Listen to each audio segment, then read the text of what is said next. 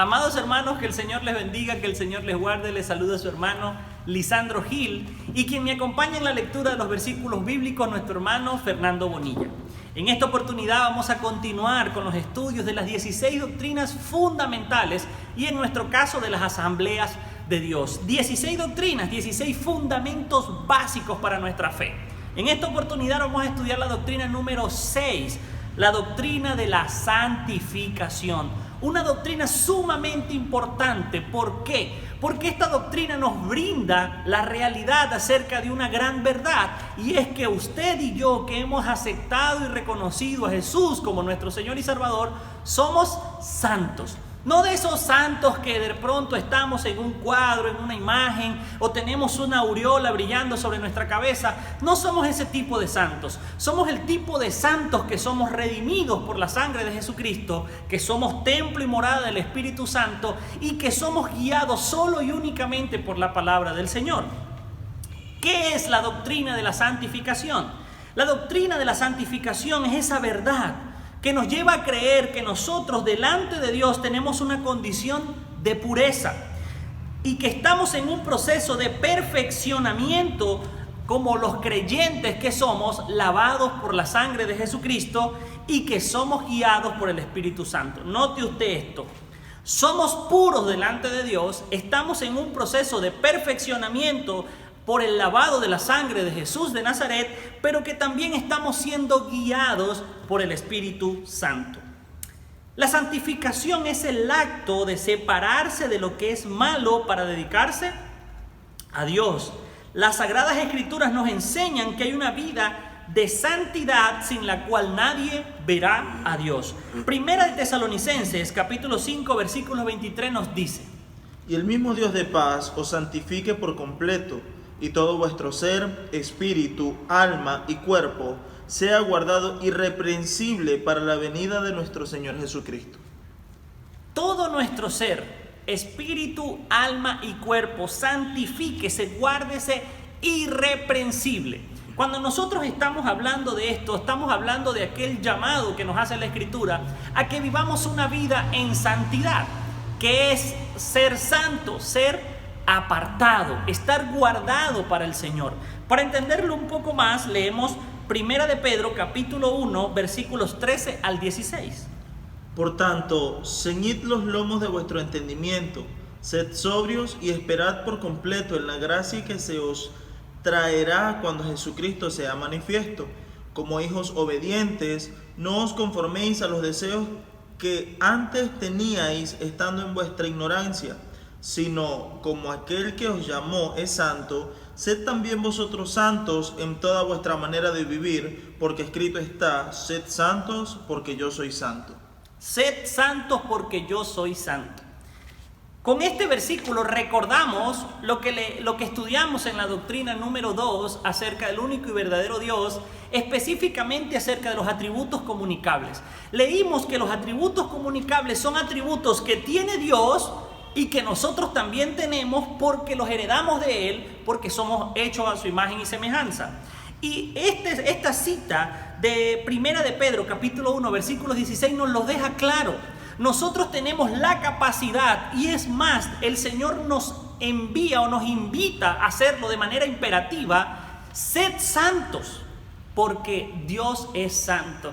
Y sin santidad, ninguno de nosotros, si no somos santos, podemos ver a Dios. Pero vamos a estudiar un poco más acerca de la naturaleza y cómo actúa la santificación en nosotros. Para entender mejor el significado de la santificación, es necesario analizarla a la luz de las palabras que se relacionan directamente con ella. La primera palabra que se relaciona con el término santidad es la separación.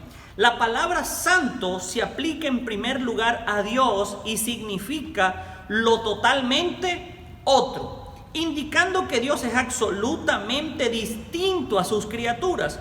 Con respecto al creyente, la santificación consiste en una separación de este mundo pecaminoso. Por eso ya no es del mundo, sino que actúa y se comporta de manera distinta a como establece el sistema anti Dios. De pronto usted cuando aceptó a Jesús como su Señor y Salvador, lo confesó, lo reconoció, creyó en Él, usted pasó a ser hijo de Dios. Eso lo vimos un poco en la doctrina número 5, la doctrina de la salvación. Nosotros hemos sido adoptados, hemos sido recibidos e insertados en Él. Ahora Dios, más que Dios, es nuestro Padre y nosotros somos sus hijos. Usted de pronto no notó una diferencia más allá del gozo, la alegría, la emoción de saber que es hijo de Dios, porque usted vuelve a vivir en la misma casa o a vivir en el mismo entorno familiar, social y cultural.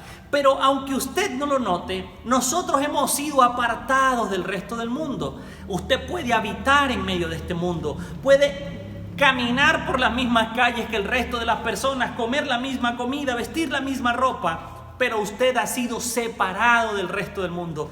Para usted para Dios, usted no es alguien que forma parte del montón. Usted ha sido apartado como un especial tesoro. Ahora, a pesar de que usted habite en medio de este mundo, Dios lo ha llamado a caminar diferente, a vivir de una forma distinta, a nadar en contra de la corriente. Jesucristo, en una de sus oraciones, le dice al Padre: no te pido que lo quites del mundo, sino que los guardes de él. En el mundo están, así como Él estuvo, pero no forman parte de Él. Y es algo que nosotros tenemos que comprender. Nosotros habitamos en este planeta llamado Tierra. En este preciso instante, al igual que yo, muchos de los que me ven, habitamos en esta nación llamado Ecuador o en cualquier país de Latinoamérica o del mundo. Y estamos en medio de sistemas económicos y políticos, pero la realidad es que nosotros no formamos parte ahora de ese sistema. Nosotros hemos sido liberados.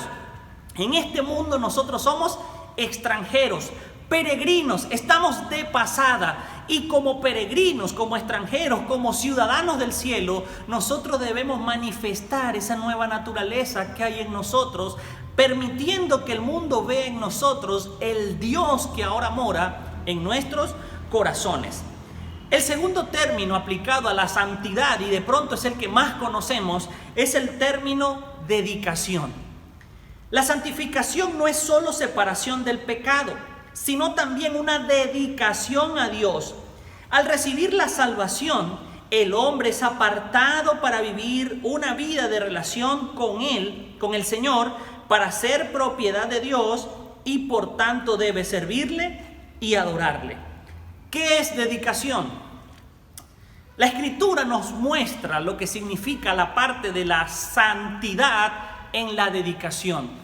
Cuando Jesús habitó en este mundo, Él se mantuvo perfectamente santo, puro, sin pecado, sin mancha, sin arruga, desde su nacimiento hasta su muerte, resurrección y ascensión, porque Él se iba a presentar delante de Dios llevando los pecados del mundo. Por lo tanto, Él debía vivir de una forma distinta. Jesús vivió y habitó en medio de las personas, comió su misma comida, anduvo en los mismos barcos, habitó en las mismas ciudades, pero Jesús marcó la diferencia al ser distinto.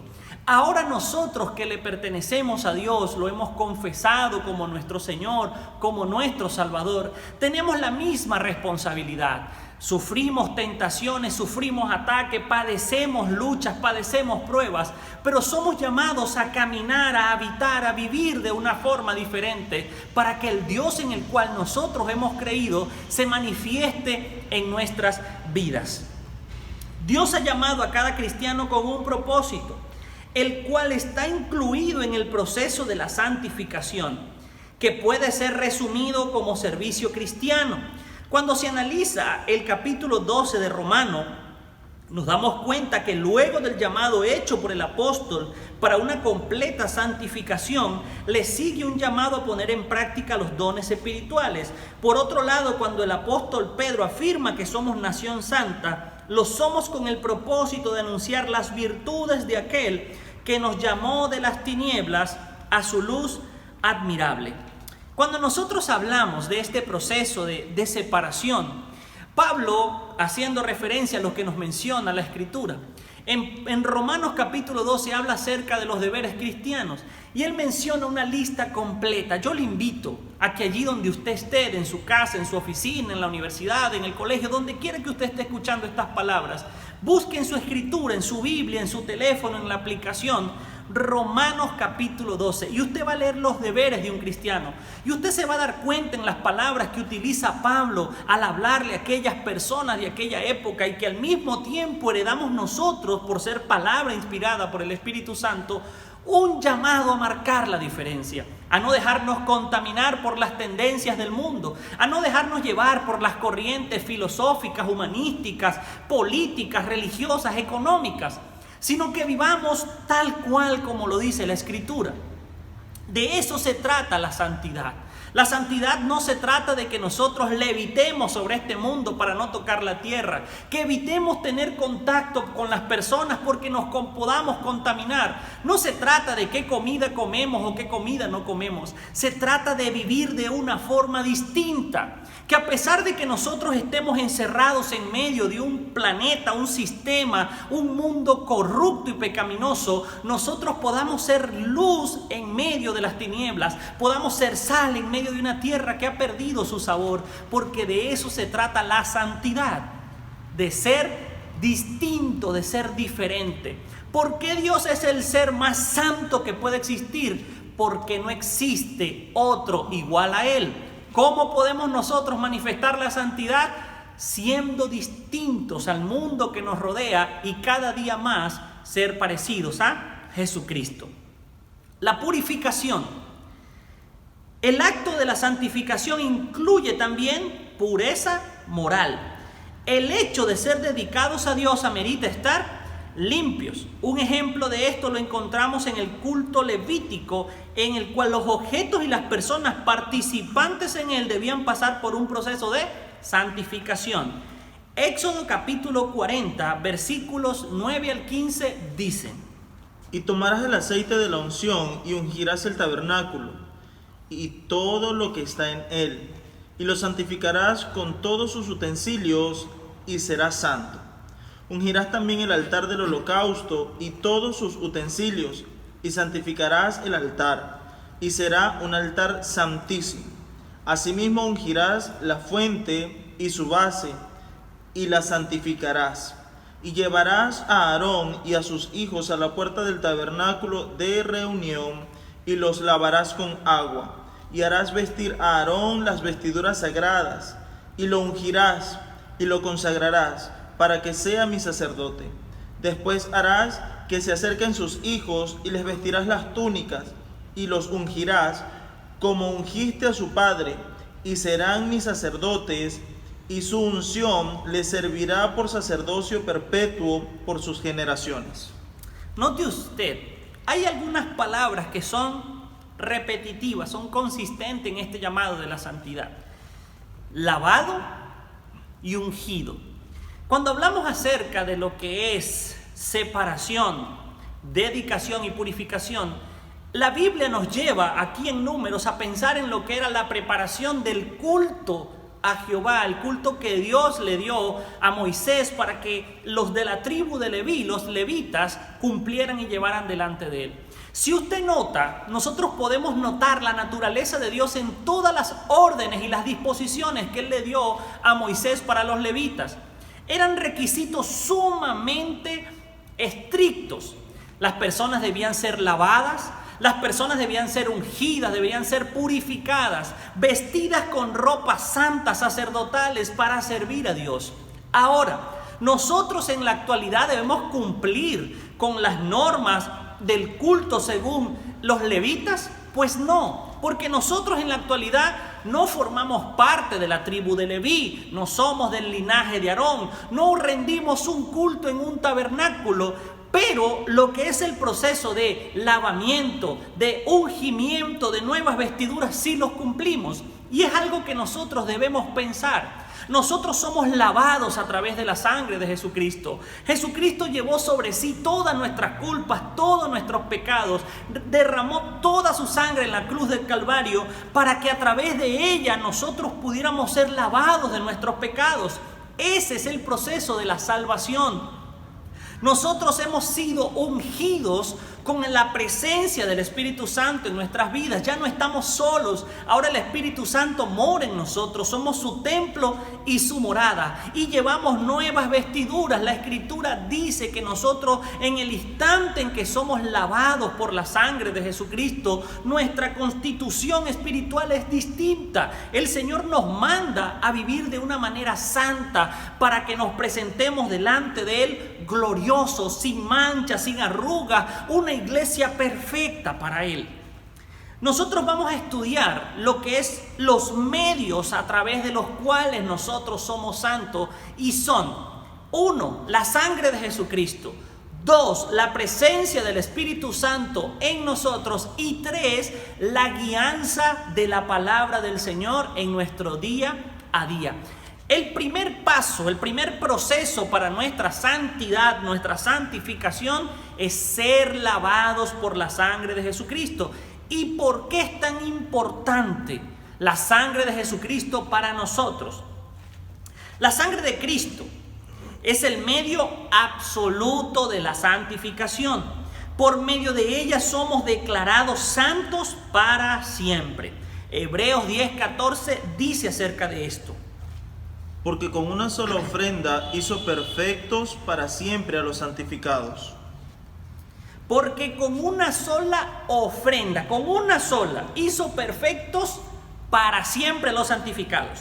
¿Por qué dice una sola ofrenda hizo perfectos para siempre? Recordemos que en el Antiguo Testamento el culto del cual hablábamos, establecido para los levitas, era el de presentar animales perfectos para ser sacrificados continuamente por culpa de los pecados de los seres humanos.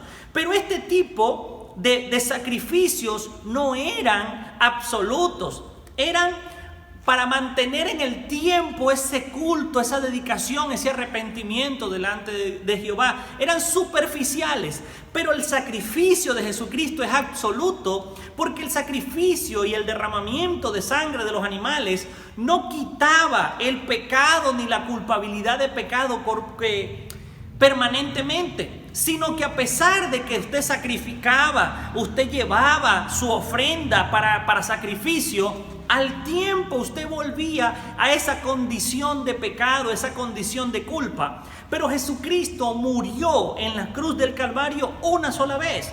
No murió ni 2 ni 3 veces, sino que con un solo sacrificio hizo el pago total para nuestra santificación. ¿Qué es lo único que nosotros debemos hacer? Mantenernos insertados en Jesucristo a través de una vida digna y recta delante de Él. La sangre es la representación del sacrificio completo realizado por el Señor Jesucristo en la cruz. De allí que la sangre provee la virtud para la santificación instantánea, limpiando por completo de pecado a los que se acercan a Él arrepentidos. Hebreos capítulo 10, versículo 10 nos menciona: en esa voluntad somos santificados mediante la ofrenda del cuerpo de Jesucristo, hecha una vez para siempre. Una vez para siempre. ¿Por qué hablamos de santidad instantánea? Cuando hablamos de santidad instantánea, estamos hablando de que en el preciso instante en el que usted reconoce y acepta a Jesús como su Señor y Salvador, en ese preciso instante esa sangre hace la obra de librarlo de los yugos, de las cadenas del pecado, y lo hace libre, lo cual lo constituye santo, porque en ese preciso instante usted es insertado en el cuerpo de Jesucristo. Como ejemplo tenemos a aquel ladrón que estaba crucificado junto a nuestro Señor, y él le dice: tú eres el Hijo de Dios, el Hijo de Dios que no merece estar crucificado. Nosotros sí, pero tú no. Y le dice: Señor, acuérdate de mí cuando estés en tu reino. Note usted esas palabras: acuérdate de mí cuando estés en tu reino. Y en ese momento el Señor le dice: tranquilo, hoy mismo estarás conmigo en el paraíso. Hoy estarás conmigo en el paraíso.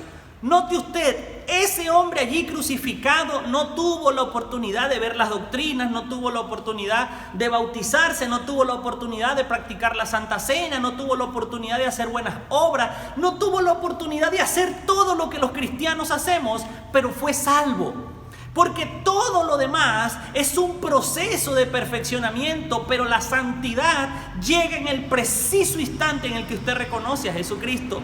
Todo lo demás es progresivo, pero la salvación, lo que llega a través de la sangre de Jesucristo, el reconocer a Jesús como nuestro Señor y Salvador, es instantáneo. Por eso nosotros no podemos perder la esperanza de predicarle a nuestros amigos, a nuestros familiares, a los que nos rodean, a todo el que podamos, aún hasta su lecho de muerte. Porque la sangre de Jesucristo es tan efectiva que así sean las últimas palabras que una persona pronuncie en esta vida, esas palabras lo harán salvo. Porque lo único que se necesita es creer en nuestros corazones y confesar con nuestra boca. Y la sangre de Jesucristo inmediatamente nos santifica para el Señor, para ser recibidos delante de su trono.